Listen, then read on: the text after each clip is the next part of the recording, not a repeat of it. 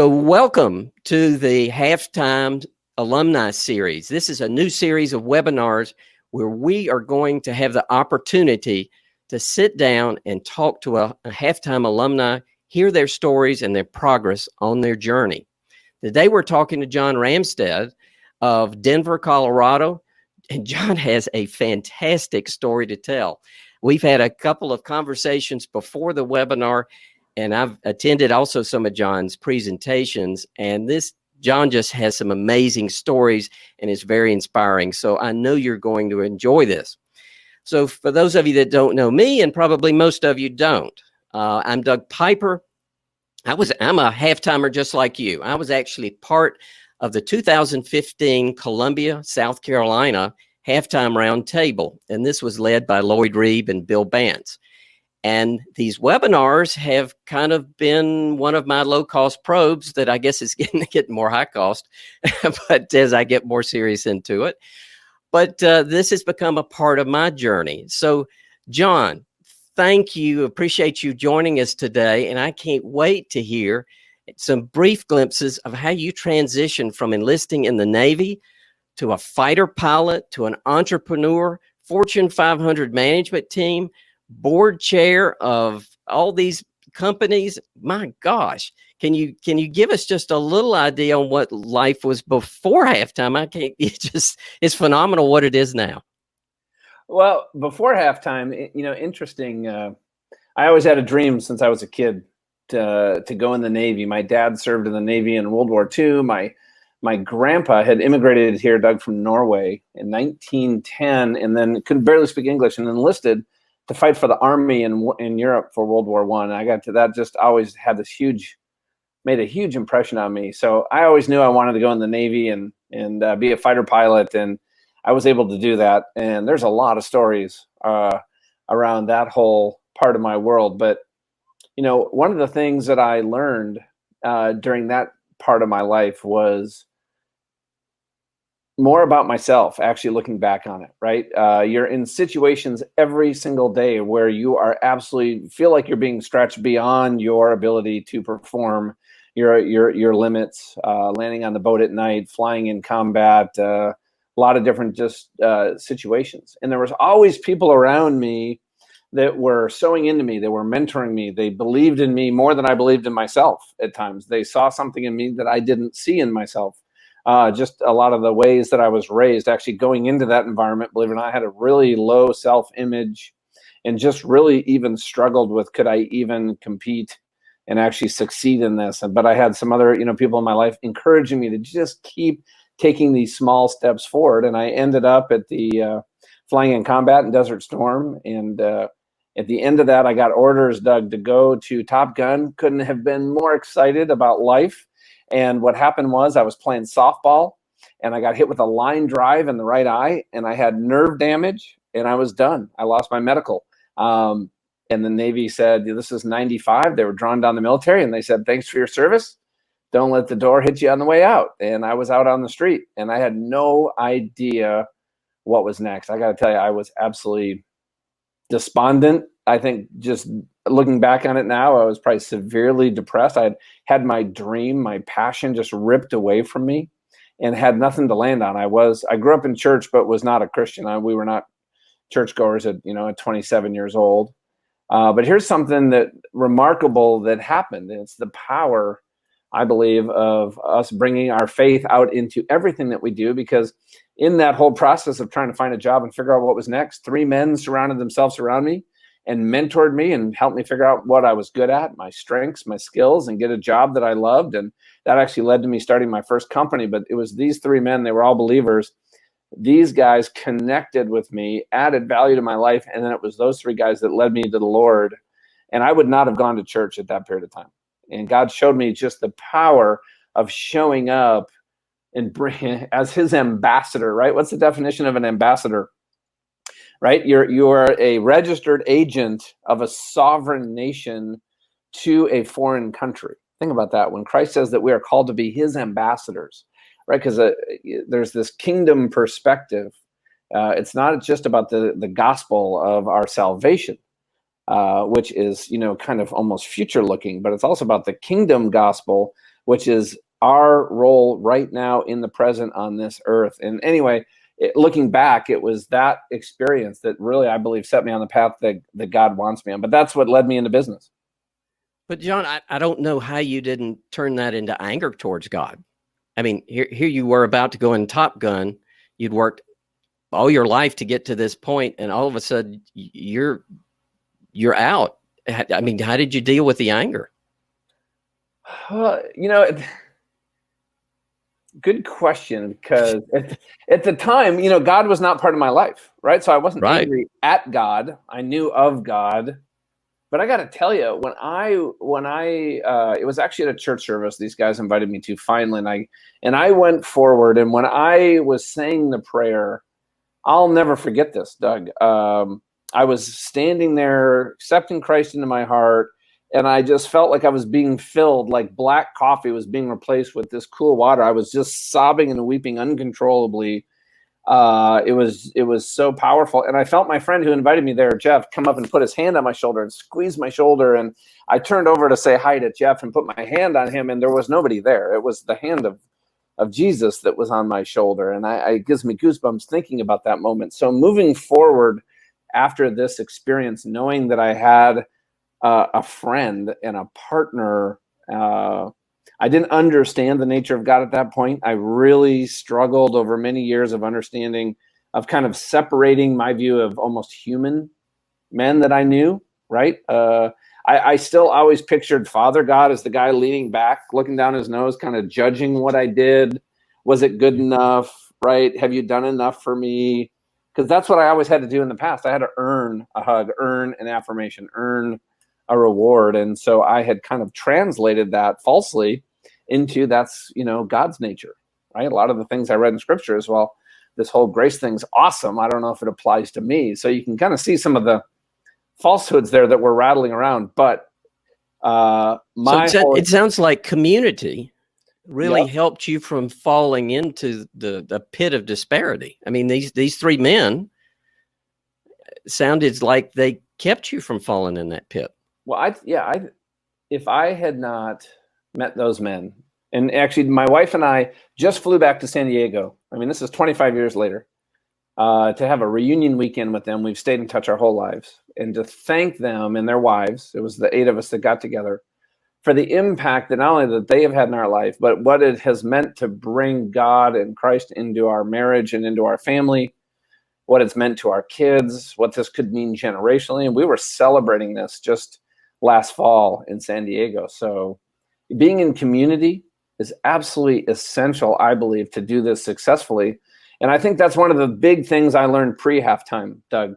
I got out of the Navy, where, you know what, when we went in, did a mission, a training flight, or a combat sortie, we always flew with a wingman, at least one. We were always together. You always had a buddy, right? A wingman. As I got into business and I started doing more and having more success and getting recognition and accolades and making more in the next promotion, I drifted away. If God is my true north, right, I started slowly just kind of drifting away into really focusing on me and myself. And I think that is where I was right before I was introduced to halftime, which was in 2000 and I think that was 2012. So I was pretty far away, right? Everything had become about me at that point. But you had some pretty serious success, right? I had some great success, but you know, when you have success outside of the context of meaning, right? If I'm pursuing success on the definition of significance given to me by others, does that make sense? Yep.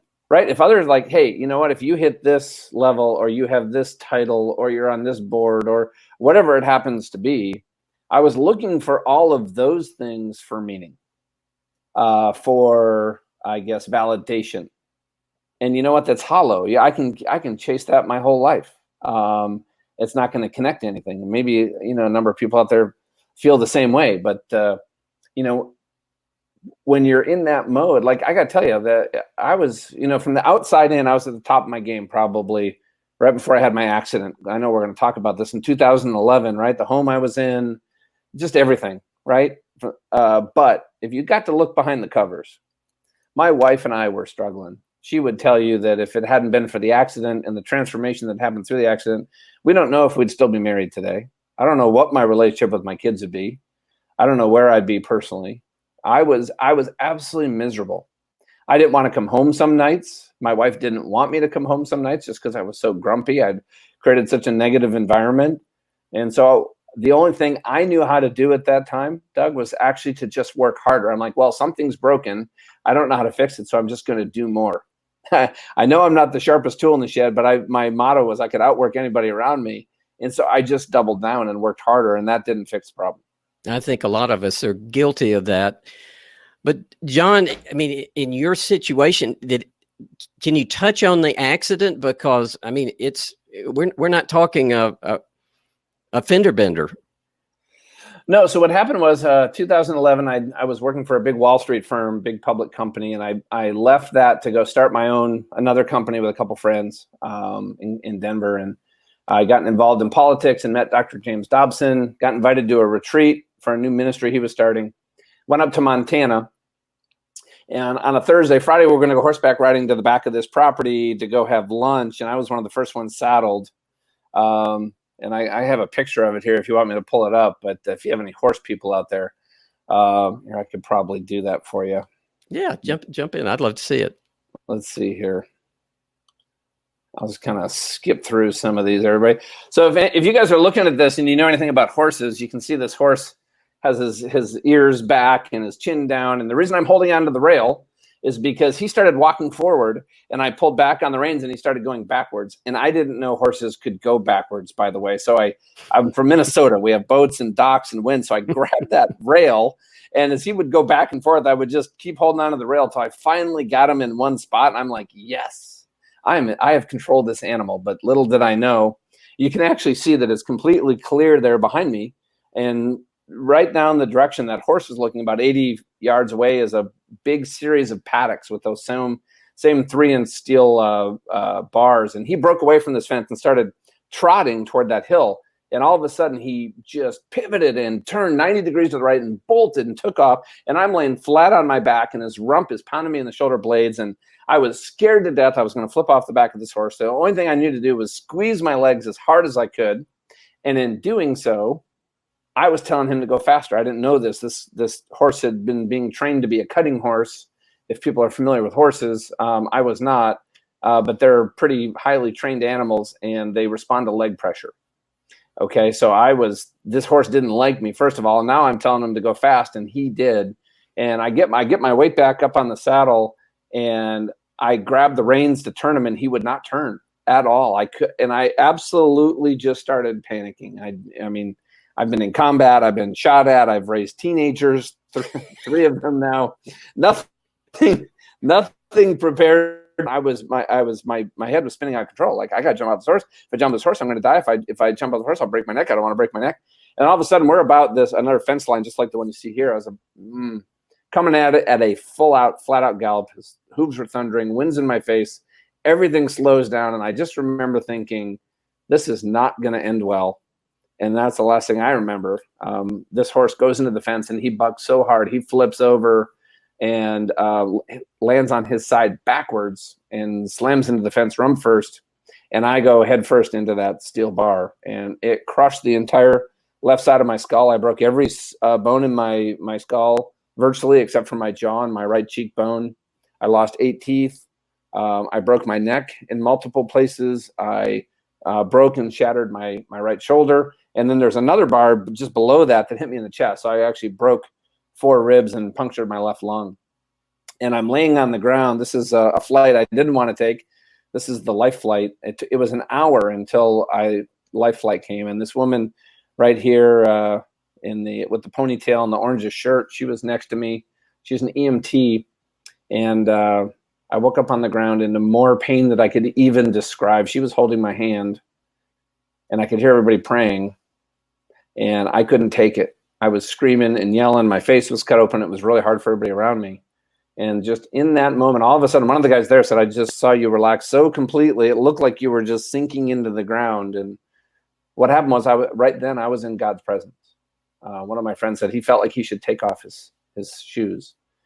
And the first thing that I noticed was the intense and personal, unconditional love between Father God and me, John. And this is unlike anything I've ever experienced before. It changed my understanding of who God was immediately, because somebody asked me, how would you have described him right in that moment?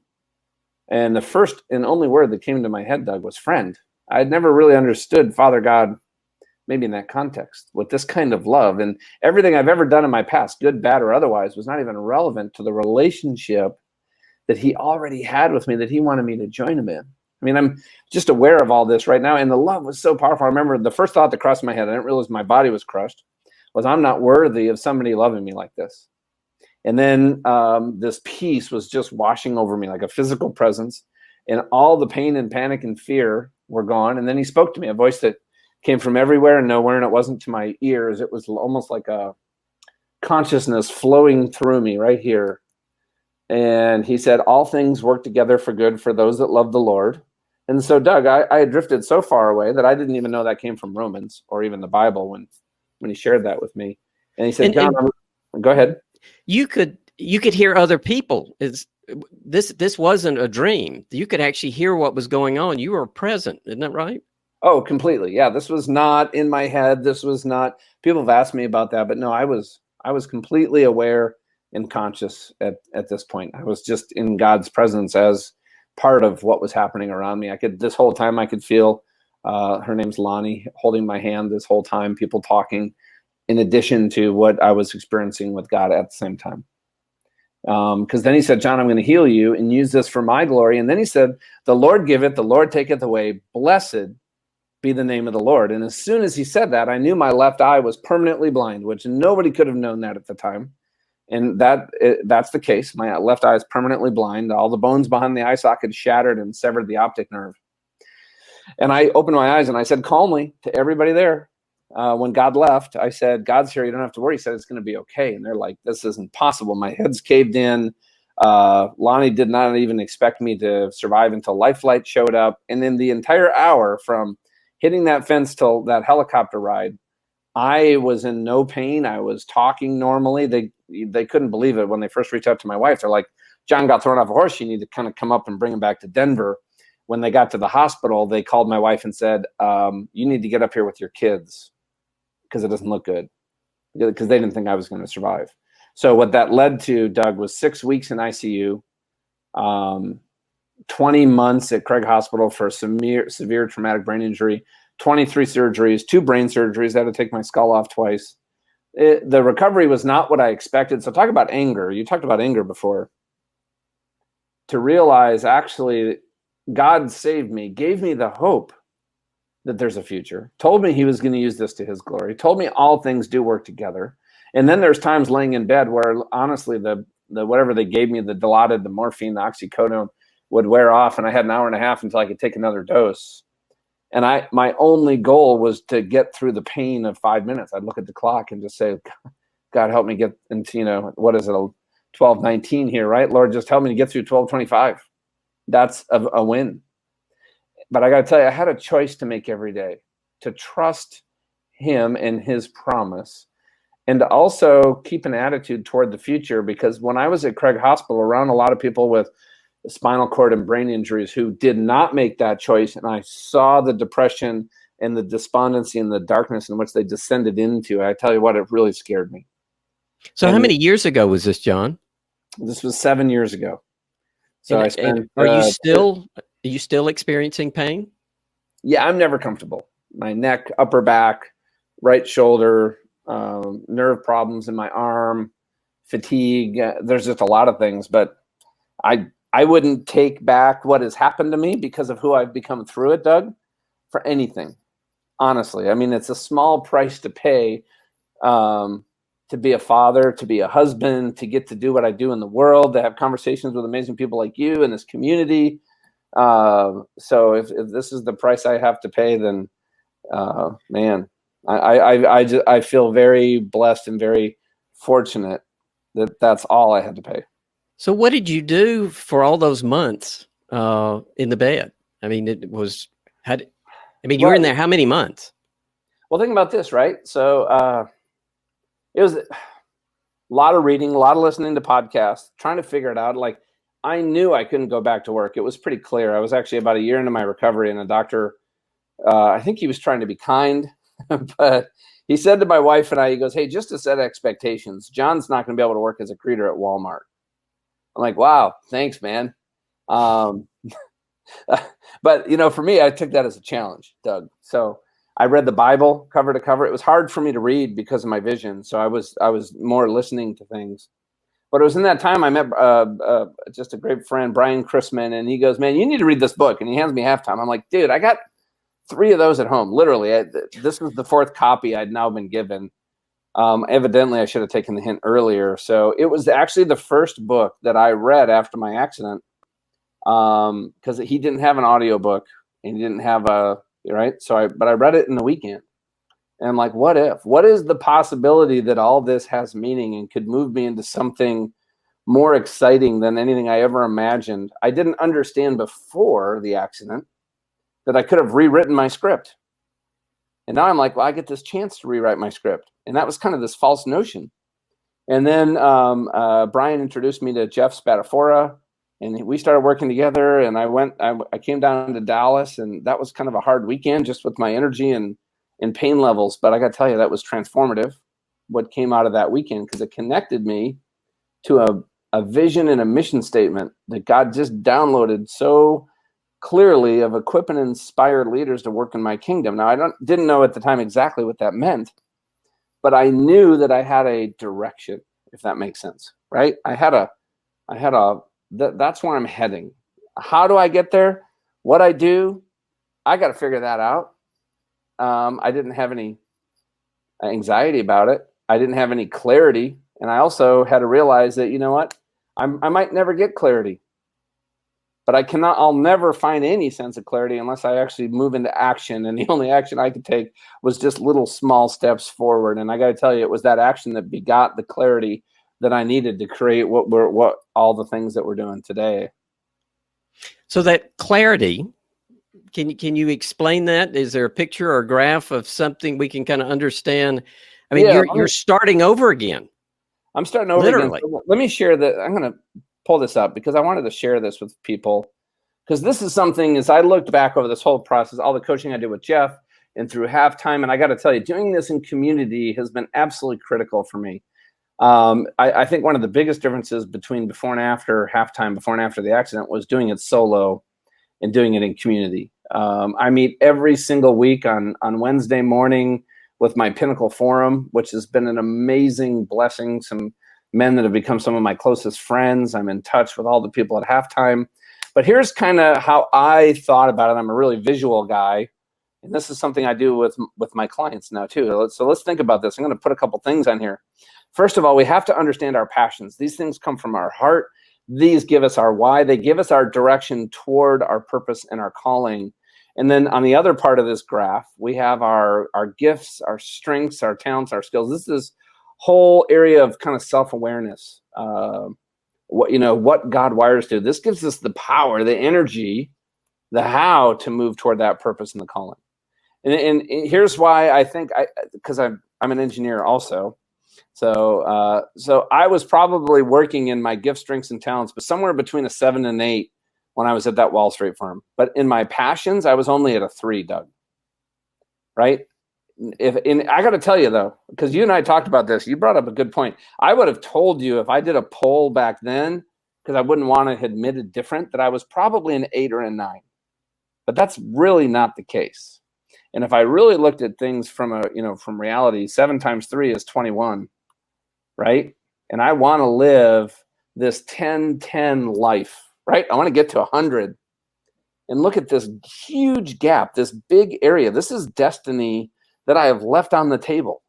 This is, for me, this was when Jeff and I were talking, and I just felt this tension, this stress, this like disconnect. And he shared that term, smoldering discontent. I'm like, oh, dude, that, like, it so clicked. And here's why. Look at the massive gap between where I was and how I was operating, right? Now, here's something that I had to figure out, okay? First of all, I had to figure out some of my core values. I had to really honestly take that time. I had Lloyd on the podcast, and I asked him, what is the things that in his opinion, people, when they go through halftime, do it most successfully. It's the people that slow down to really work on who they are and their spiritual growth, their spiritual development, right? Their identity. Because think about this, I want to move up and to the right? And our being informs what we do, how we do it, because passions don't really have a value system per se, right? I could have a value system to be significant, or a passion to be significant. I could do a lot of different things to get known and be significant. Some of them are really good and some not so much. So we really have to understand this. But as I really tried to work, for me, when I was starting here, Doug, I had to figure out this for myself, right? I'm kind of a simple guy. I'm like, okay, I need to expand the envelope, right? I was a pilot. We're always talking about pushing the envelope. I need to go from a 7 to an 8 or a 3 to a 4. I need to grow it a little bit, and I could think in small steps. And what do I need to do to move toward my passions more? What do I need to do to get more in touch with my gifts, strengths, and my talents? And what I would share with you today through this whole process, and I know we don't have a lot of time to really dig into how to get here, but you know what? I'm sure this resonates with a lot of folks. This is what it looks like for me today. Right? I don't know if you can get to a 10. I'm one of those guys that never marks things 10 out of 10. But you know what? It's an aspirational goal. But I got to tell you, man, I feel like I am every day, regardless of how I feel or my health or what's going on, whether it's Sunday morning or Monday morning or Tuesday morning. I woke up this morning at 4:30 this morning to jump on the flight to come down here. I couldn't wait to get out of bed. I was so excited. And I met somebody amazing on the flight down here that I got to have this incredible conversation with. God is always doing stuff. It's led to us working with the Air Force and 3 of the top Fortune 50 companies, their leadership team. And I'm working with ministries. And we just got invited because we were down there in Dallas, and I'm going down to Rwanda with Dale Dawson and Marsha Gordon, and me and my son are going, and we're going to do some leadership training that Dale asked us to do down there in Rwanda. I couldn't be more excited about that. But Doug, you asked, we were talking, everybody, yesterday, Doug and I, as we were kind of going through this, and Doug had an insight that I thought was really powerful, because here's what's happening. As we are working on transforming our mind to the mind of Christ, we are really getting close, really understanding the nature of God, developing a relationship with Him. We're drawing nearer to Him. Doug, would you mind sharing that insight that you had? Because I thought it was really powerful. Well, I think you're giving me more credit than I'm due. But my question was, because I thought this box was so clear to me, but now it looks full. And so my question to you is the scale fixed? I mean, does it have to stay fixed, or does it keep growing as we grow? Do we have turtles in the house, and my understanding is they won't get any bigger than the aquarium that they're in. And so that's their box. That's right. So the question is, does God make our box bigger? And how does He do that? Are there people that help us make the box bigger? Yeah, and I think that happens in community and relationship with Him. And so there was times where I felt like I'd receded, maybe in working in my passions and my strengths. And when you shared this to me, Doug, yesterday, you know what it was, is I got into a certain point, and then all of a sudden God made the box bigger. So relative to the potential, or where God sees what I can do, where I'm at might feel like the gap got bigger, but no, what it is now there's room for growth. There's room for something new. There's room for Him to build on a passion that exists, clarity on how He wants me to use my gifts or my strengths or my talents, maybe differently in a new season. And so it's this constant evolving, exciting process. So, John, we are at the bottom of the hour. We're going to do. We're going to feel these out. These webinars are new, but we're going to start out trying to keep the delivery portion of this to 30 minutes. Okay. And so, John, do you have kind of a closing comment? And then we're not leaving right away, because we've got a question and answer field. So for those of you that are interested, and John, just before you give your closing comments, let me tell you where our audience is. In the poll, 53% are at a 7. They feel like they know their passions and they're working on them with what little margin that can be allowed. And that is by far the strongest group that we have there. So in particular, in your closing comments before we move to the questions, how would you suggest people not only find how to fill out their box and figure out where they are, but how to expand it? Oh, can I tell a quick story? Of course. Okay. I was meeting with a friend of mine, and we were talking about this concept. He's the CEO of a company that had about 350 employees. And I said, man, what are you passionate about? And here's the first thing he said, Doug: fly fishing. I mean, like, boom, like it was spring loaded. I'm like, okay, what is it about fly fishing that you're passionate about? He goes, man, it's the time I'm alone. I get to be with God and talk with him. And it's just really precious time for me. I said, that's awesome. So one of the things you're passionate is finding a place where you can be in nature, be alone, talk with God. I said, what else? He started sharing this story about volunteering for Healing Waters, which is a ministry that works with wounded veterans, brings them to the mountain to fly fish. And man, he just lit up. His energy when he was talking about teaching them how to fly fish, helping them to catch a fish for the first time. A lot of these guys are, in bad shape, physically, mentally. And the smiles, as he described, the smiles on their faces, they're holding the trout before we released it back and taking the picture. Those are all the pictures that are on his in his office.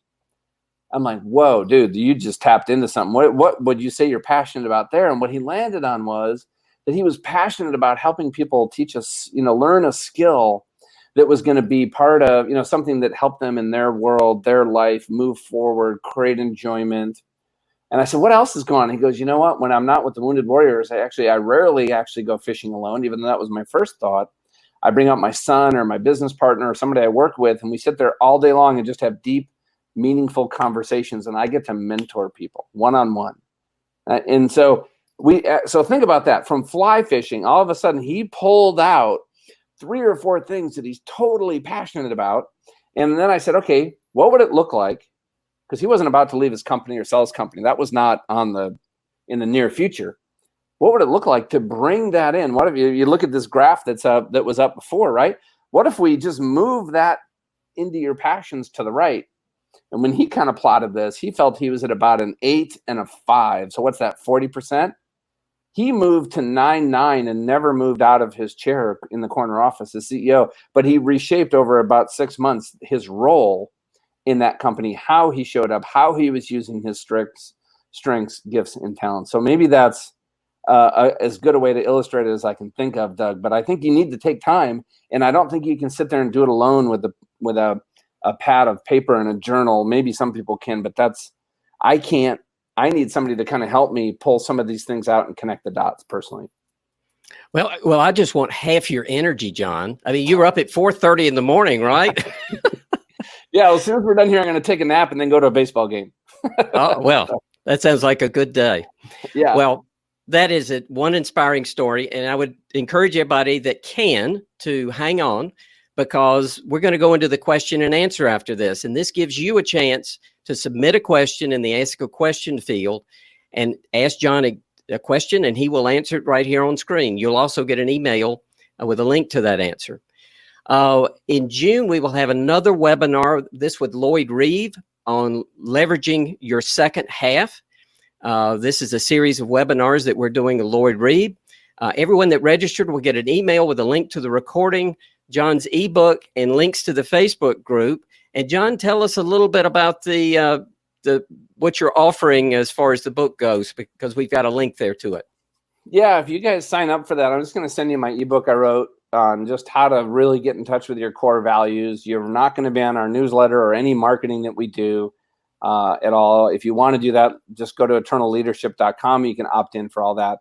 But I'd love to get the book out in as many people's hands as we can. Love the halftime community. Love to get you a copy of my book when it comes out. So when you just sign up for that, you'll be on a list, and I'll let you know when it comes out. Our goal is we're going to have about a week where it's going to be free on Amazon, just to get people to get the book in their hands and reviews. And those windows are kind of hard to miss or easy to miss. So we'll let you guys all know so you can get a free free copy of the book when it first comes out. So I'd love to have you guys as part of that.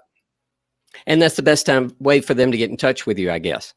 Yeah, or you can just email me. I'm happy to always, it's john@eternalleadership.com, JOHN at eternalleadership.com. And I'd love to hear from anybody. I keep All right. appointments in my calendar every week for people that just reach out and just want to have a conversation. Okay. Well, we've had a huge crowd, and we're going to continue on. John, do you have time for a few more questions? Looks like we got 3 at the moment. I do. Yes, sir. Okay. For those of you that have to leave, feel free. We appreciate you coming. Look forward. We're going to be doing at least one or two of these per month. So these are going to be a lot of fun, and I hope they'll always be inspiring. I look forward to your feedback. Also, do you like the 30-minute window for the presentation? Would you rather it be a little longer? I know I would have liked to stretch this one a little longer. So we're going to move right into the questions, John, if that's okay. Sure. So the first one is, now that you have a second half that is fully engaged with your gifts and passions, how is this impacting those around you? Well, I'll start with my wife. And we walk down the street holding hands. I feel like I'm dating my best friend again. My son, John, who's 21, just joined my company. He reached out to me and said, Dad, I really want to work with you. Not for you. He said, I want to work with you. And I got to tell you, he's bringing just incredible energy. My 20-year-old son has a 1.5-year-old grandson.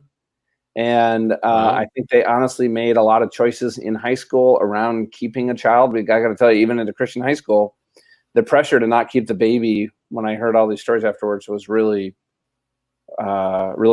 disconcerting. I gotta tell you. So we've gotten involved in a crisis pregnancy center in Denver. I'm volunteering my coaching time to work with their team and their staff so they can, because they had a role to play in making a great decision, in our opinion, because we got an amazing grandson, and he and I have developed an amazing relationship, and he had some rocky times. And I'm down here with my 15-year-old son. You can see that family is important. But I think the other thing too is my relationships in the business world went from looking at you from somebody that, what can you do for me? Can you open a door? Can you bring me a deal? Right? Everything always had this little internal test. Like, when you're having at a networking thing and the person you're talking to, you can tell they're looking around the room as they're talking to you, because you didn't rise up to their standard of some. And now It's, what, my entire, I think, MO is like, how can I serve and add value to everybody around me, knowing that God is going to be faithful in providing all my needs. So I don't have to worry about what you might or might not do, who you might or might not connect me to. I'm there to serve you. And in doing that, it's all going to come full circle. And I got to tell you, for me, it's been such a liberating way to live that I could have easily chosen to live that way prior to the accident. But it's also, for me in my life now, the friendships that I have at such a deep level with so many people is one of the most rewarding parts of my life. So you went from smoldering discontent and a rocky marriage, yep, to enjoying your life and living it fully. I would say that today I am living. Think about John 10:10, right? Christ said, I came to give you life so that you may live it to the full. Right? And what did he say about Satan, the thief? He comes to kill and destroy and take that from you. I had been allowing him to do that. Today, I am on the other side of that equation, and I'm living life fully alive. And I think that is a place, I got to tell you, I've talked to so many leaders, and one of the things that comes up when we're first getting to know each other is, and this is their words, I have not prompted this, and I can tell you, it's whether they're Christians or not, but I'm not living life alive. I'm not living life fully alive, or I'd like to live life more alive, but I don't know what it looks like. I have no idea how to get there. I just know I don't have it, but I want it. So if your box is partially filled, that's the way to live life fully. That's right. You got to figure out how to, right? And do it with others, right? Yeah. I love that box. I do. Yeah. And especially for men, right? And I think, it comes natural in the halftime community. But just being okay to be extremely vulnerable. If you're willing to rip the veneers off and really connect to the identity, your identity in Christ, sharing the things that you might feel really uncomfortable or awkward with, people that you trust, is a completely different conversation, and it needs to happen. Now, John, this next question is a tough one. So if you could do this all over again, what do you wish you had known about yourself and God? Hmm. You want to come back to it? Well, no, it's a tough one because you don't get do-overs. True. Right? I think what I would share with somebody, I think one of the most important things for me to understand, right, that I did not understand back then, and I didn't have any discipleship in my life, right? It was really to understand the nature of God, and have been working even back then on really connecting to my identity at the core, who God created me to be. But I didn't have any awareness of the importance of that at that time. So I don't even know if somebody had approached me and said, we got to work on this, what my response would have been. It probably would have been, I'm too busy. Right? I don't think I would have been dismissive or derisive, but I would, well, dismissive is the wrong word, but I don't think I would have been condescending, but I think I probably was saying, well, interesting. But you might wish you had a stronger relationship with God earlier in your life. Is that well, I had hearing? well, yeah, I think the whole thing for me has just been part of preparing me for what I'm doing now. I think if I had any do-overs or resets, I would be a different person. Yeah. And who I am now, covered in, the master's robes, right? I'm like, I feel like the prodigal son, that I came home and he was waiting for me. He was looking way off, like, John's coming down the road. We're going to have a party, right? That's each one of us. Right. And I got to take my nasty, dirty robes off and put his robe on. So I don't know. That was a tough one. I told you, I warned you. Okay. We got another couple good questions. What happened to push you into living more fully in your next season? Was there, you described it as smoldering discontent, but what was it took to push you into doing something about that smoldering discontent? Well, laying in the hospital bed, right, recovering. Let's just to be real, right, going. I don't want to go back to that. Right. I mean, I've never even come close to the paycheck I had back then, since the accident. But I wouldn't go back to how I was making the paycheck and who I was for anything. And I think it was being able to have the comparison and the contrast, right? And also when you're in God's presence and you feel this love and you understand his nature and that he has plans for me, I would rather be part of that regardless of what the journey entails, right? The highs and the lows. It's not always going to be easy. It's not always going to be fun. It's not always, God doesn't say it's going to be enjoyable all the time, right? Guarantee you Paul and Silas were not having fun after they got beat and thrown in jail, right? But they were worshiping, they were singing. I got to tell you, that really stuck in my craw as I read that. I'm like, okay, God, I want that. That's another place. I don't know how to get that kind of joy internally in my life that they're experiencing, sitting there bleeding and bruised and hurt and singing. Okay. But I want to be like that. And so in your case, to push you into living, it took something serious. It took an accident in your case. Is that? Yeah, I would not. God probably knew that. I don't think he caused the accident. I really don't. No, I understand. But he didn't prevent it. Right. I mean, he easily could have prevented it.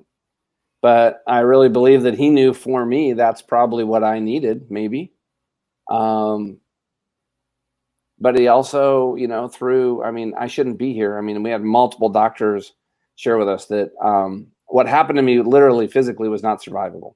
I had a doctor come back to his faith and share this with me just a couple of years ago, just watching me recover, who's never had any conversations with me, because he looked at me medically and said that's not possible. And best case scenario, he said you should have been like Christopher Reeves, because I broke C2 and C3 all the way up here. I should have. So I don't know if that answers your question. I felt like I was kind of wandering off there, but it was a tough question. Yeah. And just for the audience benefit, remind me how many months you were in the hospital. I was in ICU for 6 weeks and then 20 months at Craig Hospital. And then when I got discharged, I When I got discharged, I literally could work 8 hours a week. I would go into work. My wife would have to drive me down 3 days a week for just a couple hours. I was trying to get back to the company we had started. And after a year, we just realized, after a year, I'd gotten up to 15 hours a week. And I could not do the job. And my partners were amazing. They were gracious. And they're still close friends, but we all came to the conclusion, like, this is not working. And I'm like, yeah, and I don't know if my heart's in it anyway, even if I could, to go back and run a financial services company. And that's actually what led me into coaching. That's about the time that I actually connected with Brian and Jeff. And that's actually what led me into starting the coaching, because then I could actually go out and work with just a few people. Like, I'd have to go out in the beginning, Doug, like, this is where God wanted me to go. I could go, let's say, meet with you for an 8 o'clock coffee till 9. I would have to go schedule an hour where I'd go to my car and sleep for an hour, set my alarm for 45 minutes. I'd have a second meeting, and then I would have to go home for the next day and a half to recover from that. That's how, with a brain injury, it takes a lot more energy to do the same things that you used to do, right? It's like like you put a brand new flashlight in a battery and it should last all summer, but I had a short in my flashlight, and the battery would just drain empty by the end of the day. So it was in that mode that we started, stepped out on faith to support my family. My wife couldn't go back to work. She was a physical therapist. She'd been a stay-at-home mom so long, her medical license had lapsed. So her and I decided, you know what, if this is where God's leading us, we're just going to trust him. And well, John, this is a good segue, if I can interrupt you. Yeah. The next question is from Christopher, and he asks, so how does a high-income breadwinner transition to a life of significance without great financial risk? Or, stated another way, is there a transition period where you have to focus on both missions? Well, Christopher, if we were sitting together, I would ask you what your definition of significance is.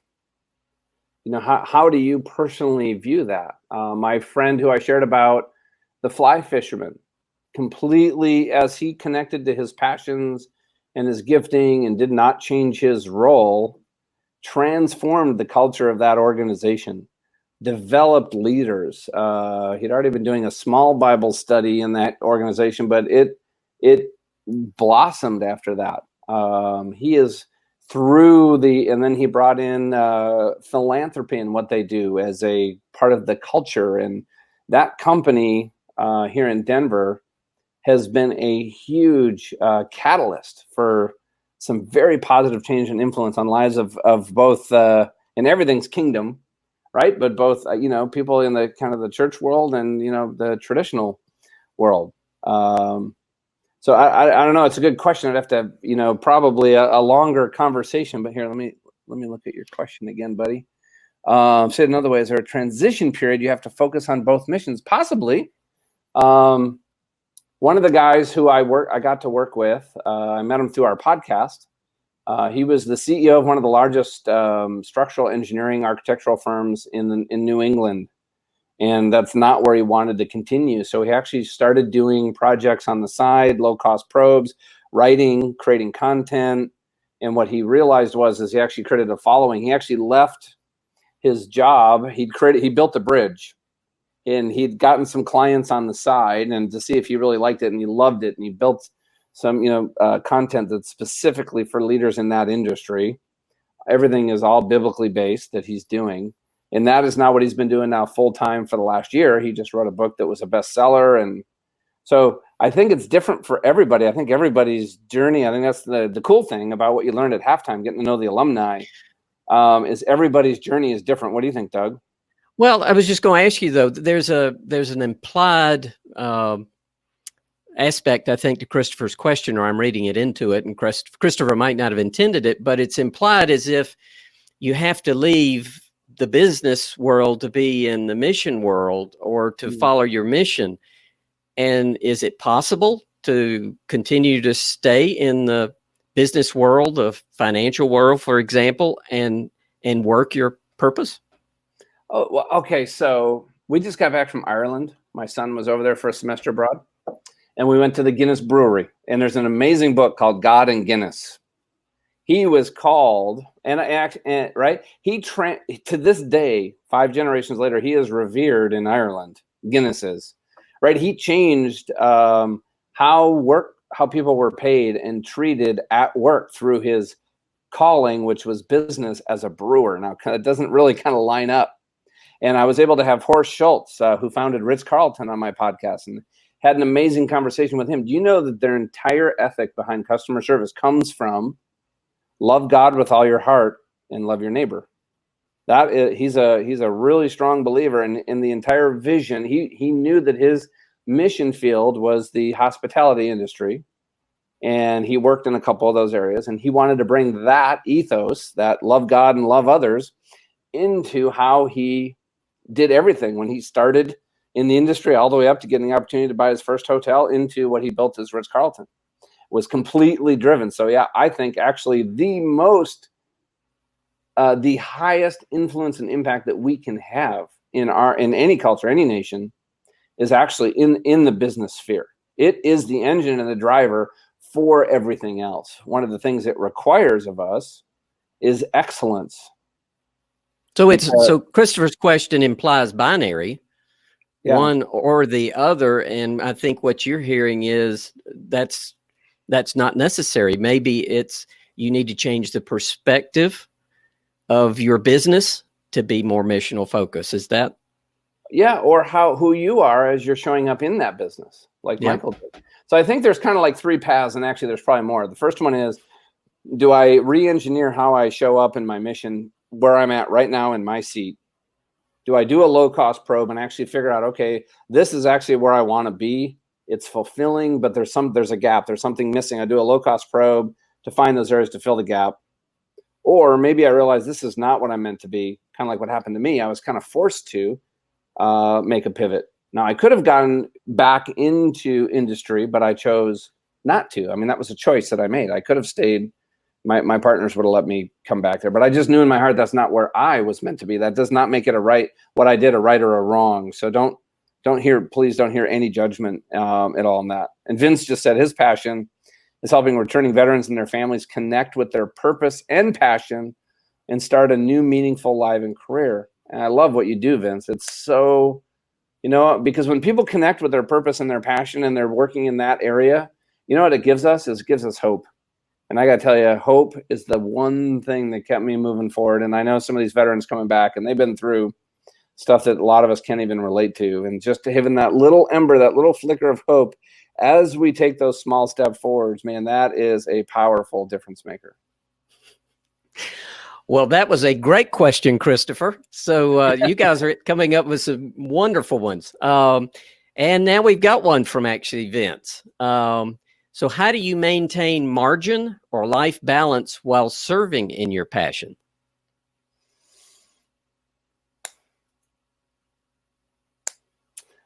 I did not have it before, so I think I was very sensitive to it.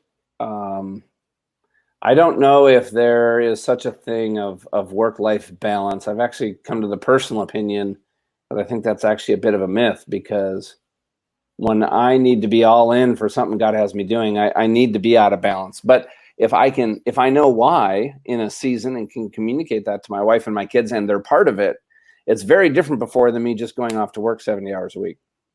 But I also, because of my injuries, Vince, I had to be very cognizant of my energy level and actually manage my schedule very intentionally so that I didn't get overtired. When I got overtired, and I still do, just last night, I was overtired and I was word finding and I couldn't think of a phrase. I was trying to put, doing it now, seasoning on a steak, and I couldn't think of the word pepper. Right? It was not there. It was gone. So I still have to be careful. But what I've done is, as I've actually created a little more bandwidth as I slowly recover, I've actually kind of kept that same margin, and I'm very protective of it because I've had to make the important things important. And what that is for me is for my family, right? God, my wife, and my kids, right? And serving others. And I used to kind of have serving myself, then others, and I had all that stuff ahead of my family, which is what caused the problems.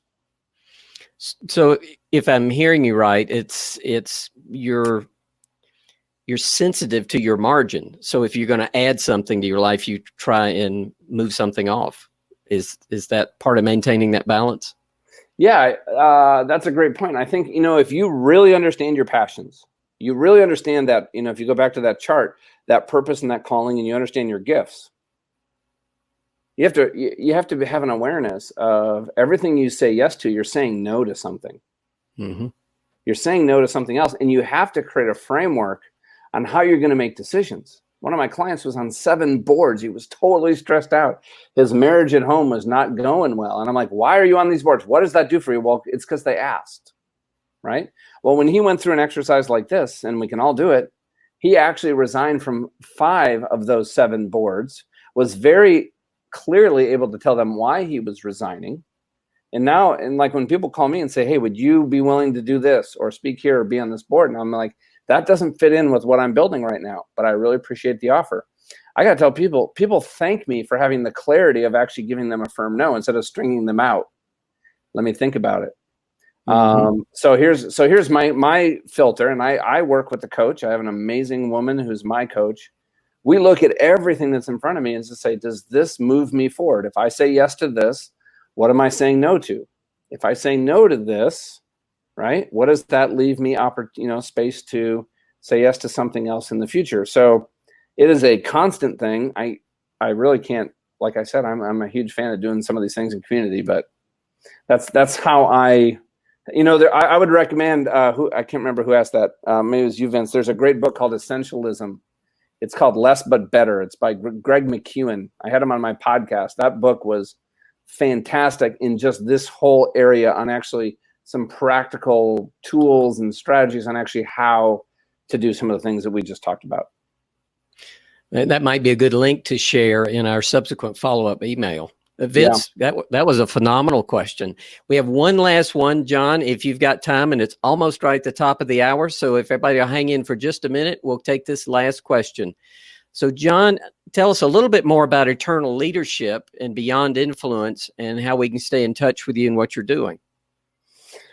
Just email me. So I can't pronounce your name. I'm going to have to go with Charles there, right? He said that their mission is very similar to what I shared, to equip and empower the next generation of youth. Reach out to me, Charles. Anybody on the call, john@eternalleadership.com.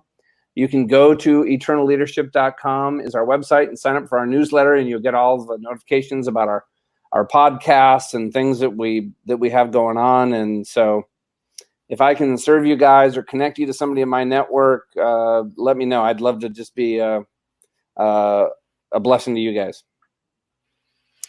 Well, with that, that's the end of our webinar. John, thank you so much for giving us so much time to do this and gracing us with your presence and wisdom and inspiring stories. So this was fantastic.